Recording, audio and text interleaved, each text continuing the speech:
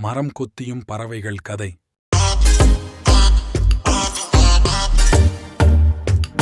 Subscribe. ஒரு காட்டுல நிறைய பறவைகள் இருந்துச்சு. அந்த பறவைகள் அங்க இருக்கிற தானியங்களை தின்னு வாழ்க்கை நடத்திக்கிட்டே இருந்துச்சுங்க. ஒரு நாள் ஒரு நரி கூட்டம் அந்த காட்டுக்குள்ள வந்துச்சுங்க. அதுங்களை பார்த்ததும் எல்லா பறவைகளுக்கும் பயம் வந்துடுச்சு.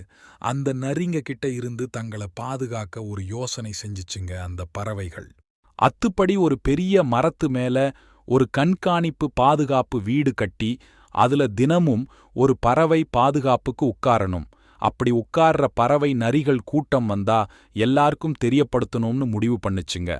அத்துபடி தினமும் ஒரு பறவை நரிகளோட நடமாட்டத்தை சொல்லி எல்லா பறவைகளையும் பாதுகாத்துச்சு. அப்போ ஒரு நாள் மரங்கொத்தி பறவையோட முறை வந்துச்சு.